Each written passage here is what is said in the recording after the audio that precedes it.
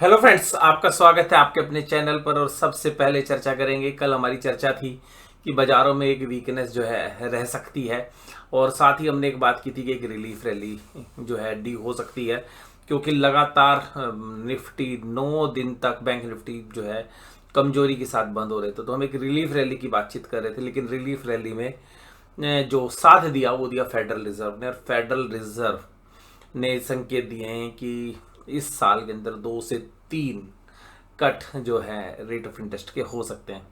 अब ये जो रेट ऑफ इंटरेस्ट कट हो सकते हैं उसका असर आज जो है पूरे बाजारों में देखने के लिए मिला। और स्पेशली जो है जापान के बाजार 2% तेज थे, 2%। कोरिया का बाजार यानी कि कोस्ट भी 2% तेज था, तकरीबन 0.25%। हांगकांग के बाजार तेज थे, 1% से ज़्यादा ऑस्ट्रेलिया के बाजार तेज थे, और हमारा बाजार 1% भी तेज नहीं हो पाए।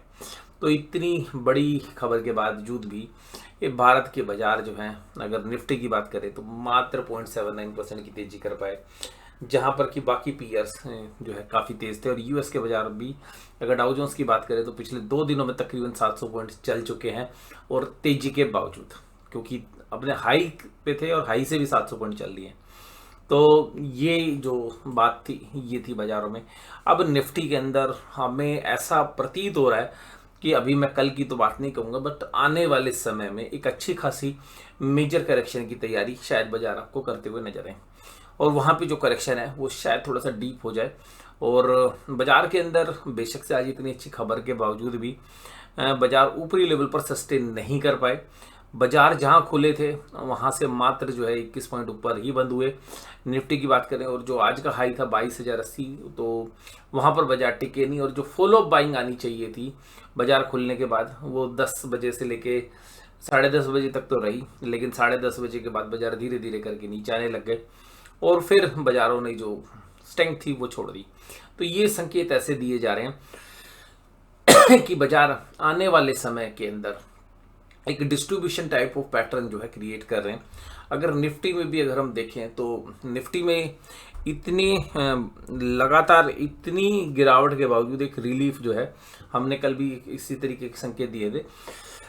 हो सकता है कि रिलीफ थोड़ा सा और आपको गहराता हुआ नजर आए, और फिर उसके बाद हमें लग रहा है कि बाजार 21,250 की तरफ बढ़ते हुए नजर आए। हो सकता है कि महीना अगला आ जाए, बट मुझे अभी भी लगता है कि जिस तरीके से प्राइस एक्शन है, बाजार में स्ट्रेंथ है, उसकी थोड़ी सी कमी जो है हमें महसूस हो रही है। और बाजार जिस तरीके से तेजी में रिएक्ट कर रहा है वो बहुत ही विश्वासपूर्ण नहीं नजर आ रहा।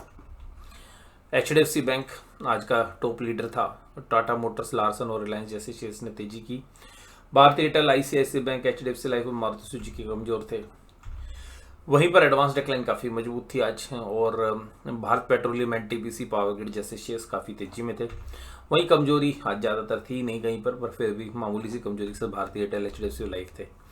निफ्टी बैंक देखिएगा, इतनी बड़ी खबर के बावजूद निफ्टी बैंक 0.81%।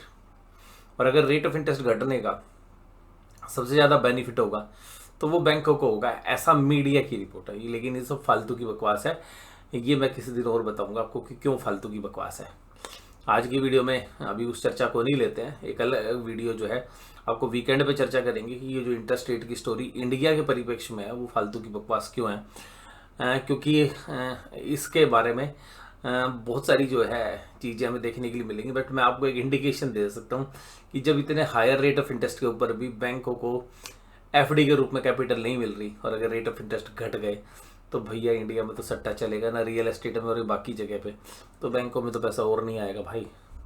अगर बैंक ने एफडी के रेट घटा दिए तो बैंकों के लिए और चैलेंजिंग हो सकता है कि बैंकों को ज़्यादा एफडी का रेट ऑफ इंटरेस्ट देना पड़े, बशर्ते कि आरबीआई रेट कट कर दे। उसके बावजूद भी तो आरबीआई अपना रेट कट कर देगा, लेकिन मजबूरन बैंकों को, क्योंकि लोन की डिमांड भी अच्छी है और एफडी के अंदर पैसा आ नहीं रहा, बैंकों को डिपॉजिट्स मिल नहीं रहे, तो बैंक रेट, आरबीआई के रेट काटने के बावजूद भी हो सकता है कि अपने एफडी के डिपॉजिट के रेट ना काटें, तो अल्टीमेटली मार्जिन जो है अभी मुझे लगता है नहीं बैंकिंग स्टॉक्स के इंप्रूव होने वाले हैं।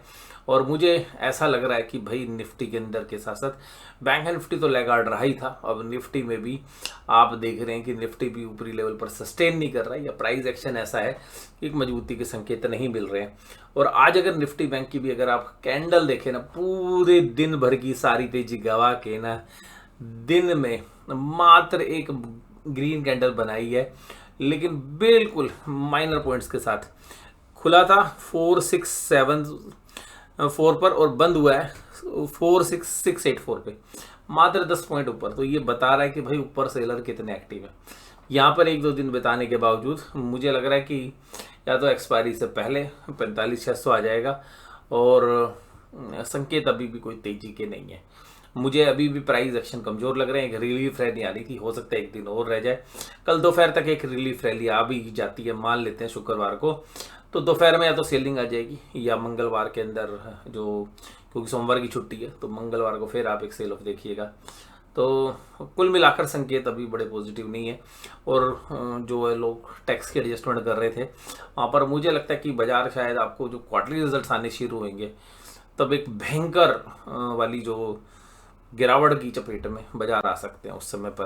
बट बाजार में जो बड़े प्लेयर्स हैं बड़े तमीज के साथ माल बेच रहे हैं ऐसा लग रहा है। और जिस तरीके की रैली अभी पिछले 2-3 सालों में हुई है और कोई भी मेजर करेक्शन नहीं आई है, मुझे लगता है कि अब आने वाला समय अगले 1 से 1.5-2 महीने, आज इस महीने को छोड़ दीजिए तो लगभग कंप्लीशन की तरफ है, बट अप्रैल से 1.5 महीना आप पकड़ के देखिएगा जो रिजल्ट सीजन है, मुझे लग रहा है कि एक अच्छी खासी प्रॉफिट बुकिंग निफ्टी में, बैंक निफ्टी में, स्मॉल कैप में, मिड कैप में, चौतरफा बाजारों में आपको देखने के लिए मिल सकती है। लेकिन अभी एक डिस्ट्रीब्यूशन पैटर्न है, तो मुझे लग रहा है कि जो भी तेजी आ रही है उसका फॉलो अप बाइंग नहीं आ रही है, और वहाँ से अगर कल भी बाजार अगर गैप अप खुलते हैं तो मुझे लगता है कि वो सेट जो है वहाँ पर सेटल नहीं हो पाएंगे। पोजिशनल बेसिस पर अभी भी हम जिस स्ट्रेटेजी को फॉलो कर रहे हैं वो यही है, सेल ऑन राइज।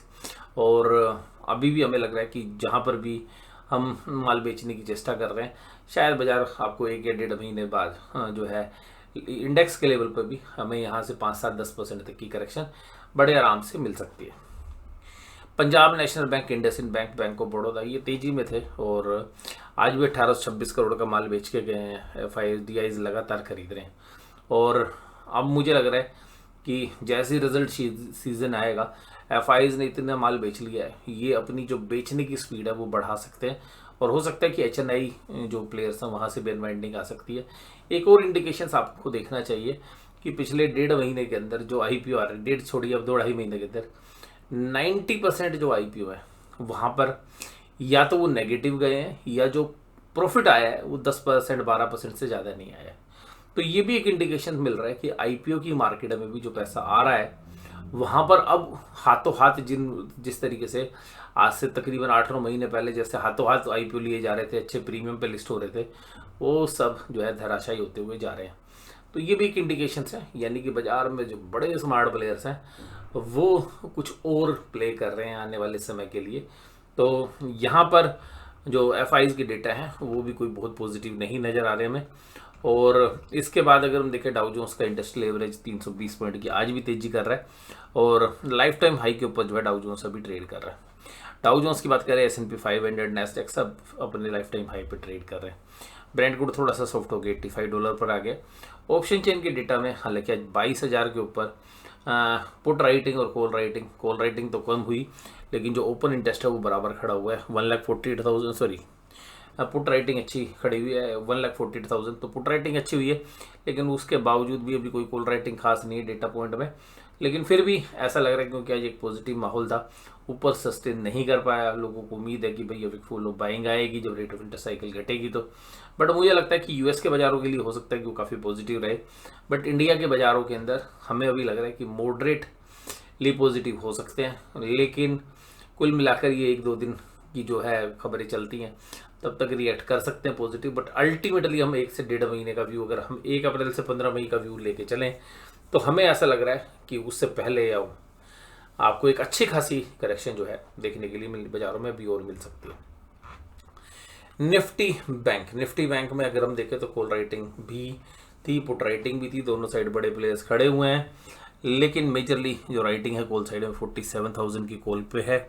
और पुट साइड में अगर हम देखें तो पुट साइड में जो राइटिंग है 46,500 पे नज़र आ रही है। 57,000 कॉन्ट्रैक्ट हुए, लेकिन ऐसा कोई बहुत बड़े डेटा नहीं है। बट ये पक्की बात है कि बाज़ार के अंदर जो जिस तरीके से आज बाज़ार चले और सारी जो तेज़ी बैंक निफ्टी ने गवा दी, उसके बाद कॉल राइटर कह रहे हैं यार बाज़ार को तो जाना ही है नीचे, तो चलिए सेल ऑन राइज करते हैं। तो ये जो डेटा है ये भी ये इंडिकेट कर रहे हैं।